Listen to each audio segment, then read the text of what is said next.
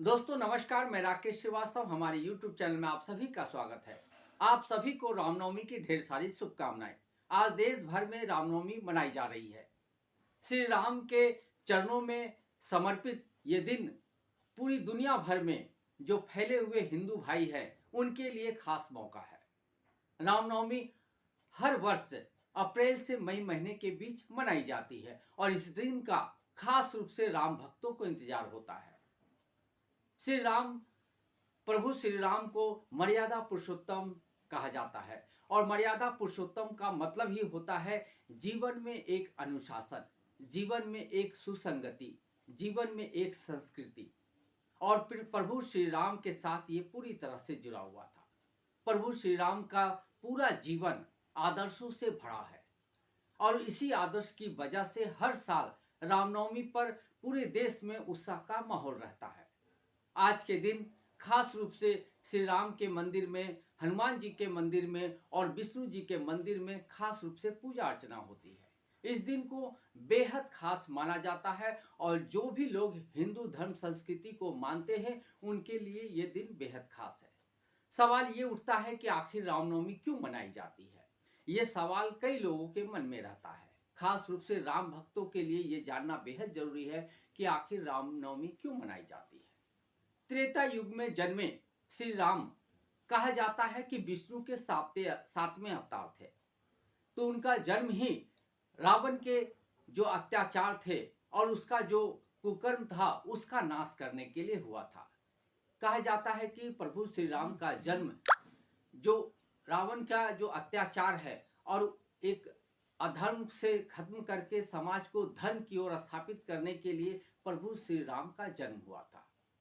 इसीलिए चैत्र महीने के चैत्र शुक्ल के नवमी के दिन रामनवमी का त्यौहार मनाया जाता है और ये एक ऐसा खास मौका होता है जब सभी राम भक्त प्रभु श्री राम के चरणों में अपने आप को समर्पित करके उनके जीवन के आदर्शों को अपने में समाहित करने का प्रयास करते हैं, उनके पद चिन्हों पर चलने का प्रयास करते हैं।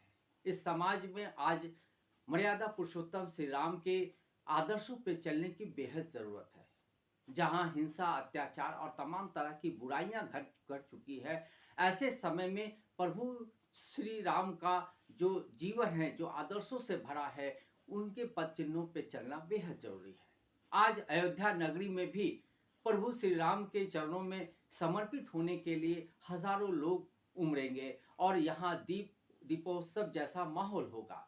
सिर्फ अयोध्या में नहीं, पूरे देश में इस दिन को खास रूप से मनाए जाने की परंपरा रही है। और अब चूंकि जब से देश में राष्ट्रवाद और धर्म के प्रति लोगों की आस्था बढ़ी है, उसके बाद से और जब से अयोध्या में राम मंदिर का निर्माण हुआ है, उसके बाद से रामनवमी और भी खास हो गया है।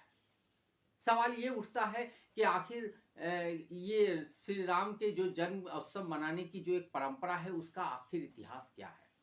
दरअसल जब रामचरितमानस की रचना कर रहे थे गोस्वामी तुलसीदास, उन्होंने खुद लिखा है बालकांड में कि उन्होंने इसकी शुरुआत ही अयोध्या नगरी में श्री राम के जन्म उत्सव के तौर पे की थी। इसी वजह से इस दिन को खास रूप से महत्व दिया जाता है। राजा दशरथ के पुत्र रहे हैं श्री राम और श्री राम के बारे में कहा जाता है कि वो विष्णु के अवतार है। उनका जन्म नहीं हुआ था बल्कि उनका अवतार हुआ था। राजा दशरथ की 3 पत्नियां थी, लेकिन काफी लंबे समय तक उन्हें कोई बच्चा नहीं हुआ। इसकी वजह से राजा दशरथ काफी परेशान रहा करते थे। तभी ऋषि वशिष्ठ ने उन्हें एक यज्ञ कराने की सलाह दी। ये यज्ञ था पुत्र कामेष्टि यज्ञ और इस यज्ञ को कराने के दौरान अग्निकुंड से अग्निदेव 3 आप कह सकते हैं कि खीरे की कटोरी लेकर वो बाहर निकले और ये राजा दशरथ को दिया गया। राजा दशरथ ने ये 3 कटोरी जो है खीर, ये अपनी 3 रानियां कौशल्या, सुमित्रा और एक और रानी को दिया खाने के लिए। उसके अगले 9 महीने के अंदर ही तीनों ही गर्भवती हुई। कौशल्या से प्रभु श्री राम का जन्म हुआ। उसके अलावा लक्ष्मण जी का जन्म हुआ और उसके अलावा दो और भाइयों भरत और शत्रुघ्न का जन्म हुआ। इस तरह से उनके यज्ञ की वजह से प्रभु श्री राम का जन्म हुआ और प्रभु श्री राम के जन्म के खास मौके पर ही ये दिन रामनवमी का दिन मनाया जाता है। इस दिन को लेकर हर तरफ उत्साह और उमंग का माहौल है। लोगों में इस दिन को लेकर खास तरह का एक रोमांच देखने को मिल रहा है। लेकिन सबसे पहले ये जरूरी है कि हम रामनवमी मनाने के साथ ही राम के आदर्शों पे चलने का प्रण भी लें। राम पुरुषों में एक मर्यादा पुरुषोत्तम थे, यानी उनकी जो मर्यादा थी वो पूरी दुनिया भर में जहाँ भी हिंदू फैले हुए हैं उनके सामने एक आदर्श रहा है। राम के जीवन में कभी भी किसी भी तरह का ऐसा उल्लंघन वाला कार्य नहीं हुआ जिसे लेकर सवाल किया जा सके। प्रभु श्री राम को आदर्श मानकर जीवन को उनके पद चिन्हों पे चलाकर हम कहीं भी बड़ी जगह पहुंच सकते हैं। जरूरत है कि प्रभु श्री राम के जो विचार थे, प्रभु श्री राम की जो सादगी थी, प्रभु श्री राम का जो जीवन में जो अनुशासन था उसका पालन किया जाए। उन्होंने रावण के साथ युद्ध किया और आखिर में उसका वध करके ये जो उसकी जो दुराचारी प्रवृत्ति थी उसका नाश किया। लेकिन उसके बावजूद राम ने कभी भी रावण के प्रति एक दुर्भावना नहीं रखी। एक कहते हैं कि मन में किसी तरह का ऐसा बोध नहीं रखा जिससे वो दुश्मनी निकाली गई हो।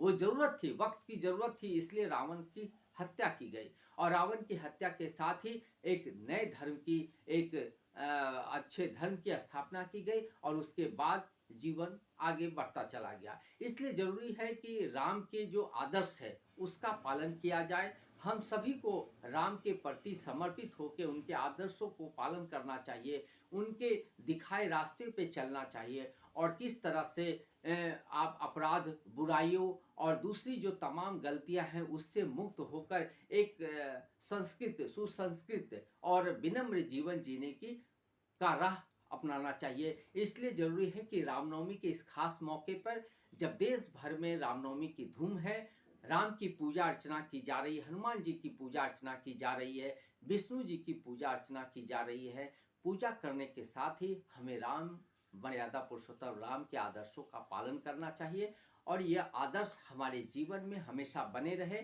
तो हमारे जीवन से कई तरह की बुराइयां स्वयं खत्म हो जाएगी।